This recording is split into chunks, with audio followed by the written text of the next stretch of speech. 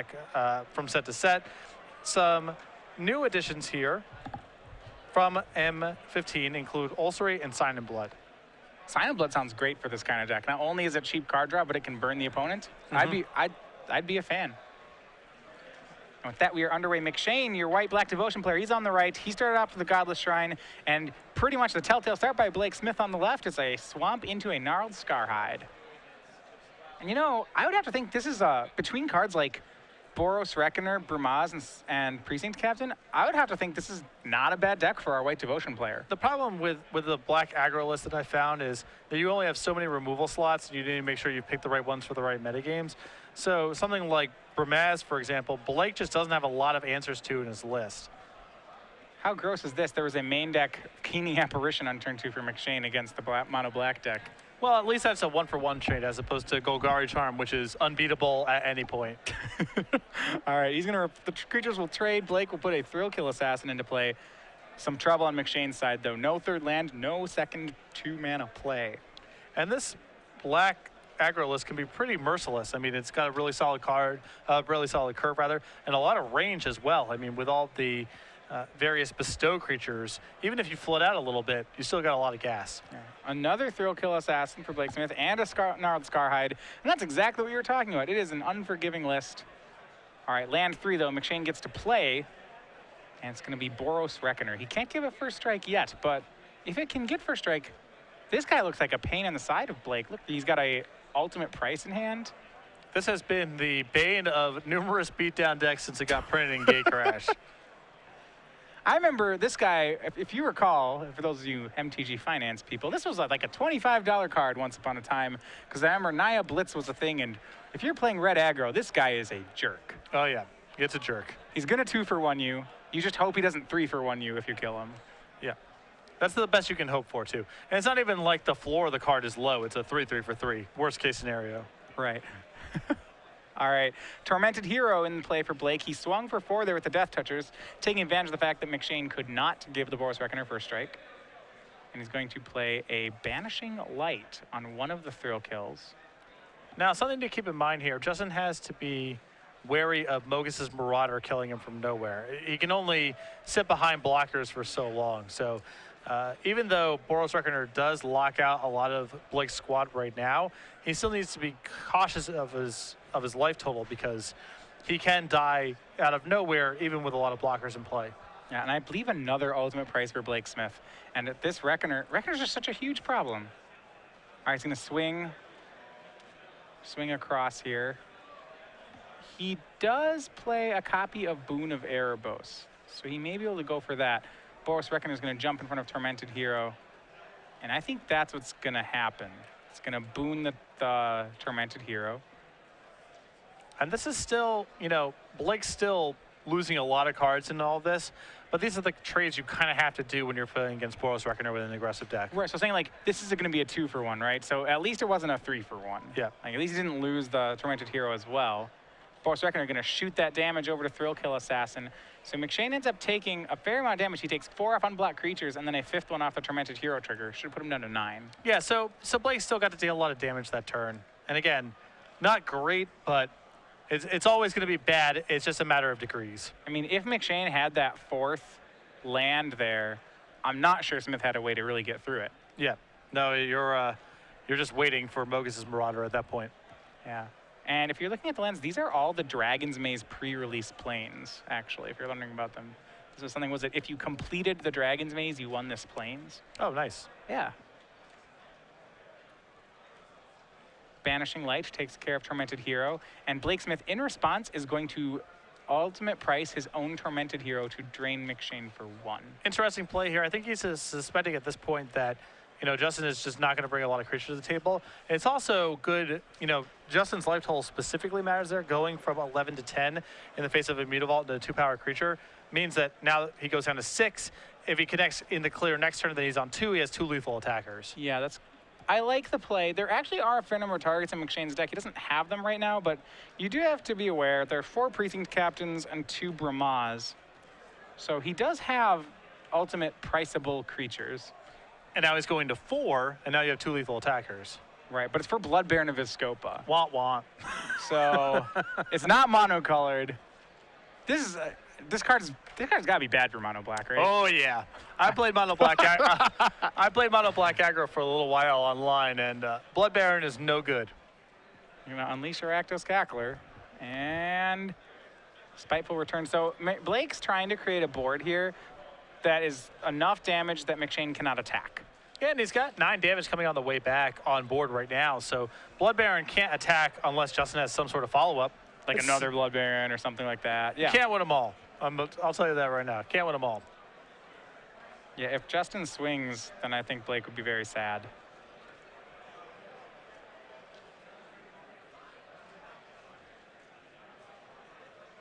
All right, and he's going to go ahead and play Heliod, God of the Sun. He has a devotion of 4 to white at the moment, so it is not an active creature yet.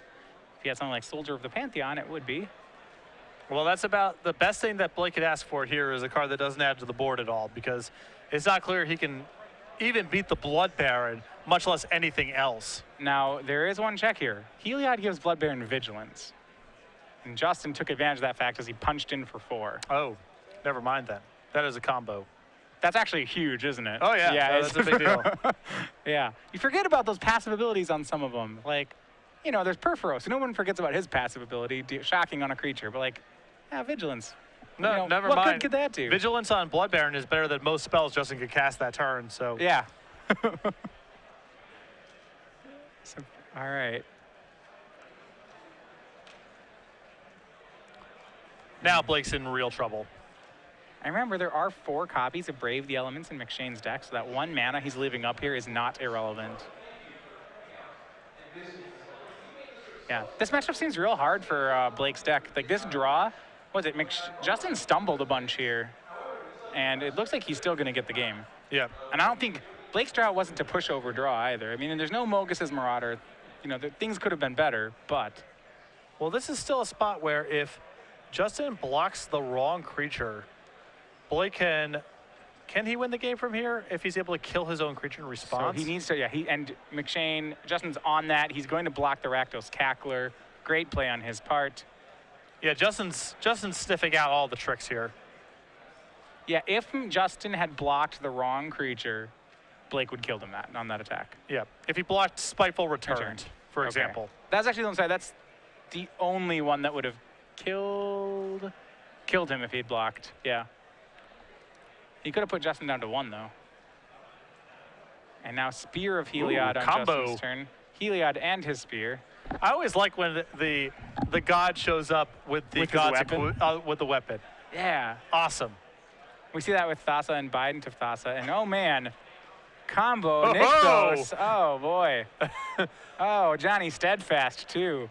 How much mana did he make there? Is it enough for a 2/1 enchantment as well? Does he have any 1, 2, 3, leftovers? 4. 1, 2, 3, 4, 5, 6, 4. I think he can make a token. He's going to get counters on his guys with a Johnny.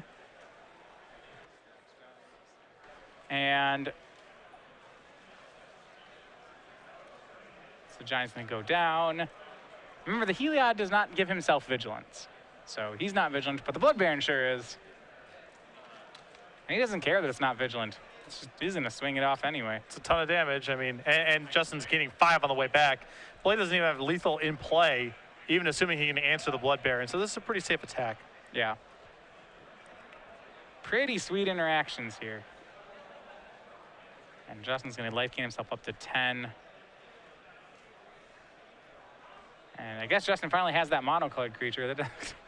But the ultimate price is no help in this game. And Justin McShane gets game 1. This is one of the tough things I found when I was building mono black aggro myself, is just you want different kinds of removal cards for different types of creatures. You want Doom Blades, Heroes Downfalls, Ultimate Prices, you know, the Bile Blights. There's an argument to have a mixture of those things or different cards for different metagames. The problem is if you have the wrong card in the wrong matchup, you die a lot of the time. And if Ultimate Price there is Doomblade or Bile Blight, I'm confident Blake wins that game. He just kills the Boros Reckoner, and Justin's too far behind.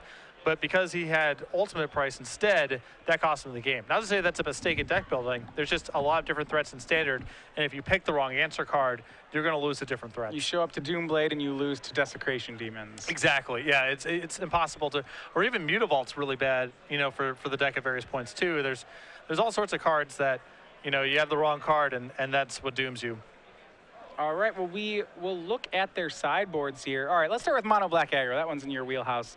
Okay, so when you're boarding in with his kind of deck, you never really know what you're playing against. I think he saw enough of McShane's deck where he can guess. Yes. But what does he have? He has 4 Thoughtseizes, 4 Freakish Cures, 2 Drown Sorrow, 2 Doomblade, 2 Dark Betrayal, and a Stain the Mind. 4 Thoughtseizes, those are easy to bring in. I think the 2 Doomblades, because he saw Boros Reckoner. That card's a nightmare. Want to bring in those.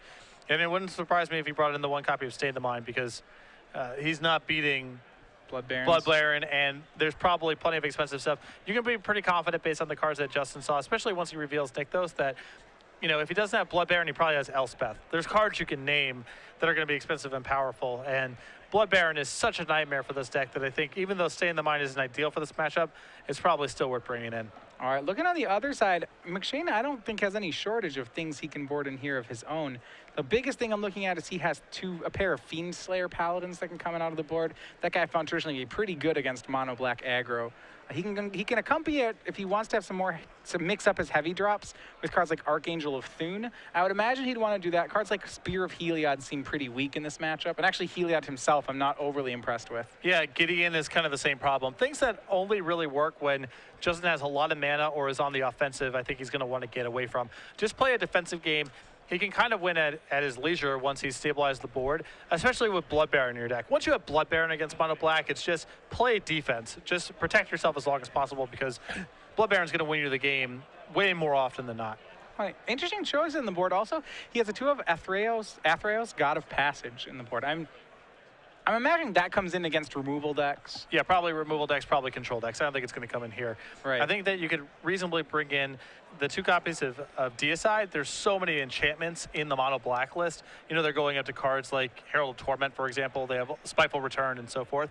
So I think that's totally reasonable as is additional removal spells. And I think, whether you want Fiendslayer Paladin, Archangel, Obsidian, they all have their pluses and minuses. Fiendslayer Paladin is probably the best of the bunch. And maybe Archangel is better than some of the more expensive cards you alluded to. But a lot of good options here for Justin to bring in, and his Game 1 matchup already feels pretty solid. Yeah, I'd be pretty happy with this matchup. So when looking at a white Devotion deck, I would imagine that the amount of first strike you have makes you pretty good against aggro decks. I'd be very surprised if you weren't. Helps a lot. And actually some of the threats you have might even be not too bad against black control. Things like, Heliod actually is very good, I think, against a black control deck. I would be wondering whether or not how well it does against a Revelation style deck. Yeah, you're lacking pressure. Your late game's not as good as theirs.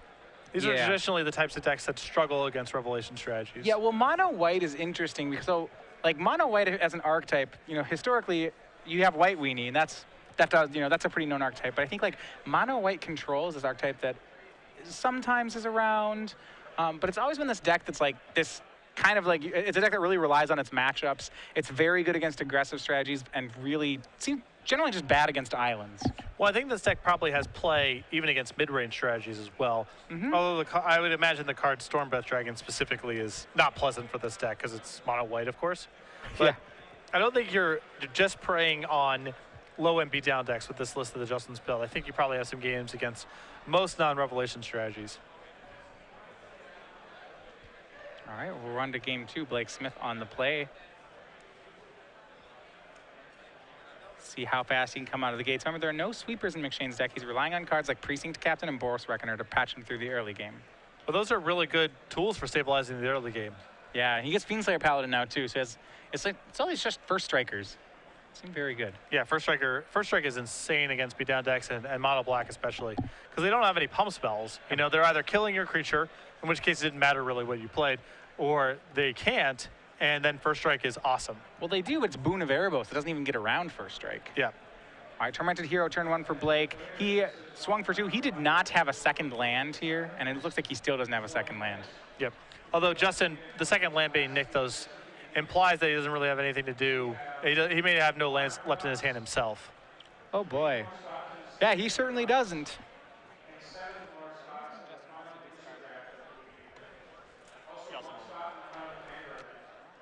All right, so kind of a who can get their stuff together first. All right, Blake swings in. He has Justin down to 14 off. That tormented hero plays a thrill kill assassin. Does Justin find a land? I feel like this game was a golden opportunity gone awry. That Nykthos can now tap for black, mind you, but if he doesn't have a play, this is gonna be real punishing. Because you know Blake's hand is nothing but spells. He's missed his second land drop for so long. My wonder is what kind of hand would compel you to keep it on McShane's side? Like, okay, when people get stuck on lands, I assume, okay, if they hit their land, I expect their hand to be very strong. Well, it looks like he probably kept a 2-lander that needed the 3rd land to really do anything, and now we're here. Right. Swinging puts McShane down to 10. You know, like I expect Blake's hand to keep a 1-lander on the play. Like, that's pretty crazy. So yeah. I would think that he's going to have great plays until the end of the game. Another discard from McShane. He has kept in Spear of Heliod. I was a little surprised to see that one game too. Now, Spear still has the possibility of, you know, the board kind of slows down. I've used some removal spells, and now I can use Spear's activated power to some effect. But yeah. it does seem among the weaker cards in Justin's list in the matchup. Yeah. Game 2, not much of a game. Both players a little crippled by their mana base. Blake gets out of it first. His deck, he actually only ever hits 2 lands also, but that's just fine for where he's coming from. Yeah. Although the mono black list it can handle flooding out a little bit, more so than most other aggressive lists, because so many of these bestow creatures give you a lot of staying power going long. Gnarled Scarhide, you know, Herald of Torment, Spiteful Return. There's a lot of cards that give you some staying power. And be on to game 3.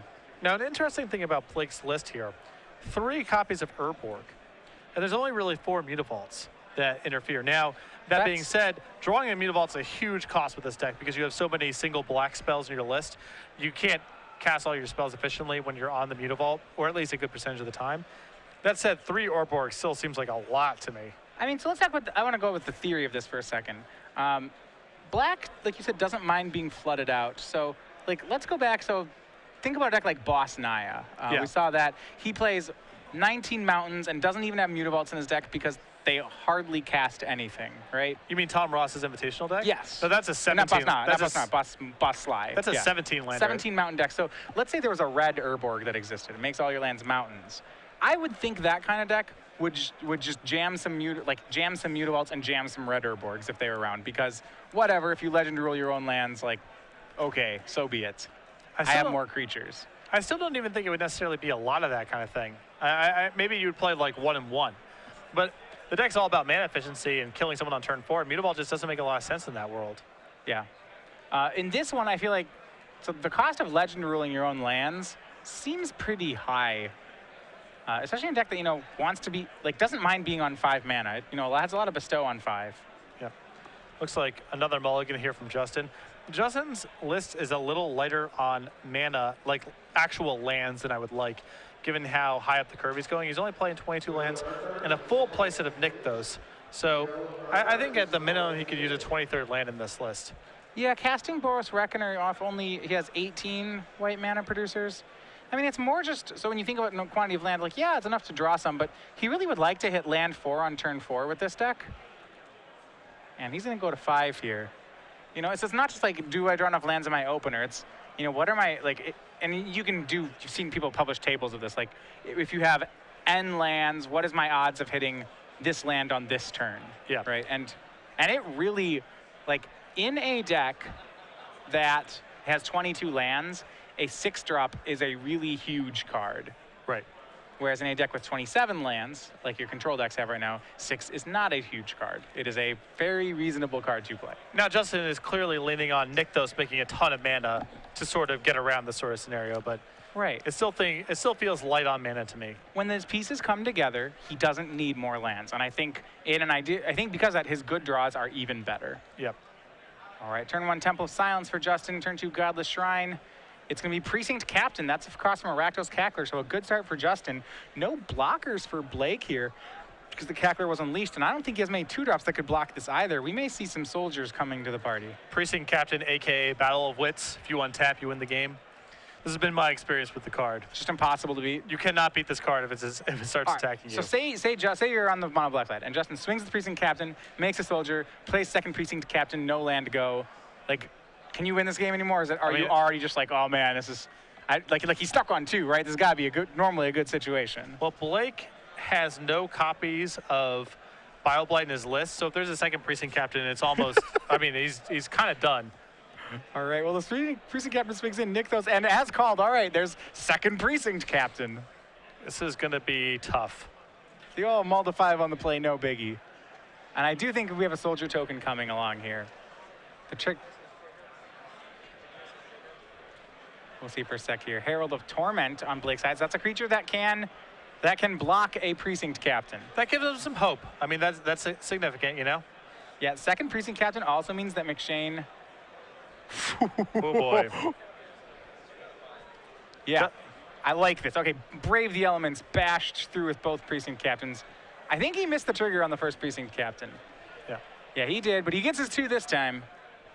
And now it's, I mean, Blake's on flyers or bust. You know what I mean? Like, the ground's locked up or pretty close to it. Yeah, he's down to 13 thanks to Herald of Torment. Get the brave elements off the table, please. And yeah, the creature's just flying there. So the precinct captains are tapped, the soldiers are untapped. The Brave's in the yard. I mean, Justin's I like his aggression. Just, I'm just going to throw my stuff at you. Justin's got a real shot in this game. And he also, you know, the Nykthos now is plus mana for the time being. Yep, it taps for 4. We see Spiteful Return bestowed on Herald of Torment. I like this play a lot. I think it gives Blake some, yeah, he's going to swing for 6. So McShane's down to 12. Blake is at 13 right now, I believe. So this means that Mogus Marauder does kill on the way back, if I'm looking at the board correctly. Yeah, I don't believe he has it, but you're right. Fiendslayer Paladin, the play for McShane, and both precinct captains swing. I was wondering whether the soldiers were going to join the party. I would get in with everything at this point. I mean, yeah, Blake's life total is already getting pretty low here. It's not like you get 2 blockers on the way back against an opponent with 2 creatures who can't block, so. Yeah, swing everything. If he wants to trade that Gnarled Scarhide for a soldier, great. Well, the Scarhide can't even block. Oh gosh, none of them can block. Yeah, it's just all free. Yeah, it's all free. He has, we will see here. 3 is this Mogus's Marauder. Can he do it? If I looked at the board correctly, Mogus's Marauder, I think, was lethal this turn. Lifebane Zombie shows 2 Elspeth. And that Elspeth is cast, castable off the Nykthos. Wow. All right. And that kills the Herald of Torment. It's not a bad mulligan to 5. Oh man. All right. So this swing is pretty nice. The drops Justin down to 6. All right. Yeah. Swing with everything. I mean, so say Blake had taken 2 last turn, he'd be at 7. Could he even survive this attack? He would be dead. If Justin had swung last turn, like swing would be lethal here. Well, I still think he's taking. Is the swing? It might even still be lethal. Keening. Oh. Okay, so that's even. Wait. So we could have played Elspeth, but whatever. Nah. I think Keening Apparition might be better this turn. I know, that's the best part. So he's just going to swing the first strikers. He's leaving back a soldier army here, but this seems like, it's not as aggressive as it could be, but Fiendslayer Paladin has lifelink and... Oh, things are really bad for Blake right now, but I think Justin should have been more shoving these tokens in. He's getting 2 on the way back, and the only thing that's going to happen here is either Blake casts Mogus's Marauder, and nothing you can block, or he's not really attacking you on the way back because he's not going to be able to beat your army of soldiers. Blake's on Mogus or bust here. For sure. I don't even think Mogus's Marauder does it anymore. Well, McShane moves up to 8. No, it should. It still does. It still kills him. Blake can take all 6 here. Gonna go get some more soldier tokens. Those 2 represent 2 more. He has 6 tokens in total. Boon of Erebos is the draw. Is that enough? He has Intimidate. He's gonna kill him, isn't he? Yeah. Yeah. He gets him. That's a swing for 8. It's a bestow of Gnarled Scarhide. That's 8. Yeah, leaving these tokens. I think leaving these tokens back on defense just killed Justin. I mean, he missed several attacks there. And that's gonna do it. I think he left him at 2. So Blake Smith there, beating the army of precinct captains takes the game in 3. All Yeah, right. no, it's one of those things where, you know, Justin played pretty solid Magic there for the first 2 games. And then the third game, I don't know if he was frustrated because he mulliganed to 5 or what happened there, but that was a game I think that was very winnable.